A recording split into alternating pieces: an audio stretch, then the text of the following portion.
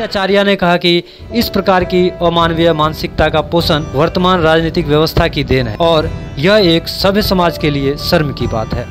यह rally girls Proutist की ओर से है और ये जो रैली हम लोग अभी यहाँ पर निकाल रहे हैं कि विगत 2.5 महीने से जो भारत देश का एक अंग है, जो खूबसूरत राज्य है मणिपुर, और वहाँ पर जातीय समुदाय में जो हिंसा हो रही है और उस हिंसा में जो मुख्य केंद्र बिंदु बनती जा रही है वो नारी है।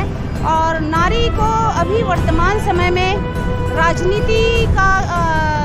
राजनीति जो हो रही है वर्तमान समय में वो मुख्य रूप से नारी के ऊपर ज़्यादा फोकस हो रहा है। कहीं पर भी राजनीति होती है तो नारी की जो इज्जत होती है उसके साथ राजनीति होती है और वहाँ पर जो समुदाय लड़ रहे हैं वे लोग भी लड़ाई में नारी को ही केंद्र बना करके एक दूसरे गुटों को नीचा दिखाने की कोशिश कर रहे हैं, एक दूसरे पार्टी को वो लोग नीचा दिखाने की कोशिश कर रहे हैं और नारी बच्चों पर ज़्यादा अत्याचार कर रहे हैं। तो उसके खिलाफ में हम लोग यहाँ पर गर्ल्स प्राउटिस्ट जो है हम लोग उनके वीमेंस प्रोटेक्शन के लिए हम लोग यहाँ पर पूरे रैली कर रहे हैं और भारत सरकार से ये निवेदन करते हैं कि इस देश में बेटी पढ़ाओ बेटी बचाओ की स्लोगन्स चलते हैं और इस देश में सबसे अधिक अन्यत्र देशों की अपेक्षा भारत देश में सबसे अधिक दुष्कर्म होते हैं, यौन शोषण होते हैं और उनकी हत्याएं होती है।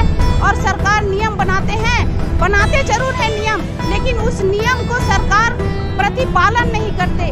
गुटों में बटे रहने के कारण, पार्टी में रहने के कारण अपने दल के लोगों को बचा करके नारियों पर शोषण अत्याचार बढ़ते जा रहा है। यहाँ का नियम केवल पेपर और पेन में है। तो हम लोग यहाँ पर जो मणिपुर में नग्न करके महिलाओं को जो वहाँ पर घुमाया गया, ये पूरे भारतवर्ष के लिए और भारतवर्ष का स्थान जो पूरे विश्व में बनाया गया समस्त भारतवासियों को लेकर, ये बहुत ही शर्म की बात है कि हमारी बहनों को नग्न करके रोड में घुमाया गया, परेड में घुमाया गया और ये कहा जा रहा है कि नारी की इज्जत उतर गई। मैं कहती हूँ कि नारी की इज्जत नहीं उतरी, पुरुषों ने अपनी इज्जत उतार दी और अपनी इज्जत उतारने के बाद नारियों की इज्जत उतारने की कोशिश कर रहे हैं। जिसकी इतनी गंदी मानसिकता हो सकती है वैसे पुरुषों की इज्जत नहीं है। इसलिए बहनों, ये ना समझो कि तुम्हारी इज्जत उतरी है, पुरुष समाज ने अपनी इज्जत स्वयं उतारी है। नहीं है, सरकार के पास व्यवस्था भी है, सरकार के पास सत्ता भी है, सरकार के पास पावर भी है, लेकिन पावर कहीं न कहीं पार्टी के कारण, कहीं न कहीं वो अपनी दलगत सुरक्षा और स्वार्थ के कारण कहीं न कहीं वो जितना प्रभावशाली उनका जो दिखना चाहिए वो नहीं दिखता है।